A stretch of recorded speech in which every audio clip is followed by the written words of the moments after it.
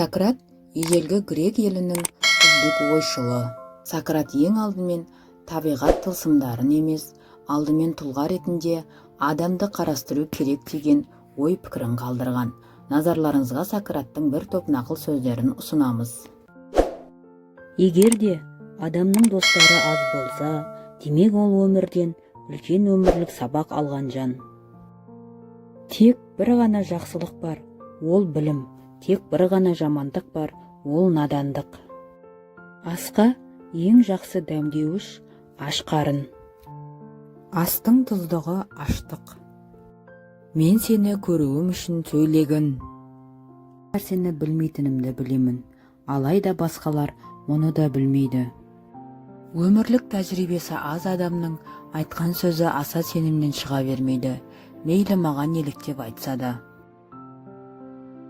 Өлімді білмей тұрып, одан қорқу қисынсыз сияқты.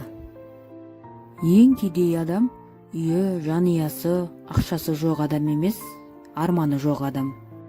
Таң қаласың, кез келген адам қанша қойы бар екенін жатқа біледі, бірақ қанша досы бар екенін айта алмайды. Сонда достық бағасы қанша? Достарыңның жүрегін құр қошеметпен емес, көңілден шыққан шынайы сөздермен жаулап ал. Иә, мен олардан ақылдырақпын, өйткені өзімнің ештеңе білмейтінімді білемін, ал олар білмесе де бәрін білеміз деп ойлайды. Сөз сүйектен өтпесе, таяқ та көмектеспейді. Өлімді білмей тұрып, одан қорқу қисынсыз сияқты. Ашулы адам ешқандай пайдасыз басқаларды зәбірлейді. Сынақсыз өмір емес. Өзіңе сеніп ашқан құпияны саған тапсырылған дүние мүлікке қарағандай үлкен ұқыптылықпен сақта. Өйткені адал адамдар анттың өзіне де сенімдірек болуға тиіс қой. Егер біреу бір нәрсені бір кезде қалай істеу керек екенін еске салса, біз әрине онымен келісеміз. Ештеңені білмейтін, ештеңені білуге талпынбайтын адамның жағдайы қиын. Өйткені оның бойында екі кесел бар. Біріншісі топастық, екіншісі жалқаулық. Басқаларды бақытты етуге тырыса отырып, өз бақытымызды табамыз. Заңнан ақылды болудың қажеті жоқ.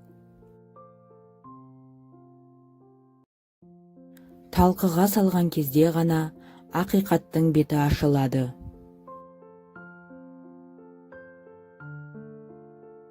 Табиғат көп көріп, көп тыңдау үшін екі көз, екі құлақ берді. Ал аз сөйлеу үшін бір ғана ауыз берді. Достық теңдіктен басталады. Көргенін, білгенін айтпаса, аға кінәлі.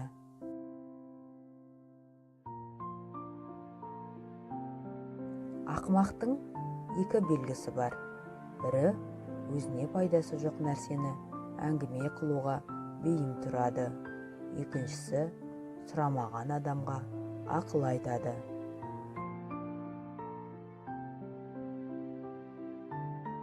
Өз шаруаларыңды өзгемен ақылдасу үшін алдымен оның өзінің шаруаларымен қалай айналысып жатқанын қара.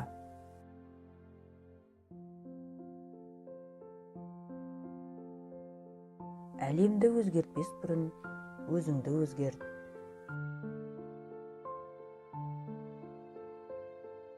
Ұялту кезінде айтылғанда түсіну үшін басқаның саналы ақылы керек.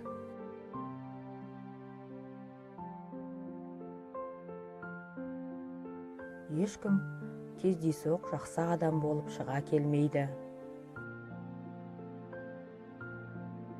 Ақылдылар табады, ақылсыздар жоғалтады. Арманым азайған сайын Құдайға жақындай түсемін.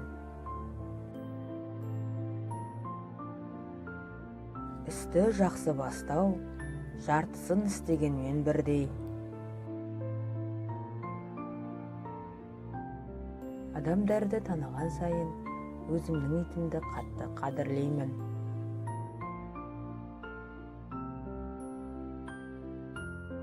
Қалаған адам амал табады, қаламаған адам себеп табады.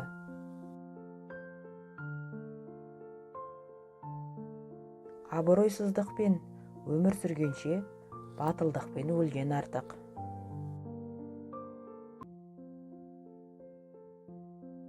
Басқа адамдарға да ашулануға мүмкіндік беріңіз.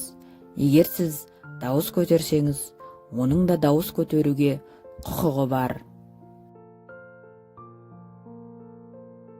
Білмеген масқара емес, білгісі келмеу ұятырақ. Жанды емдемей тұрып, тәнді емдеуге болмайды. Ізгілік пен игілік жоқ жерде әсемдік те жоқ.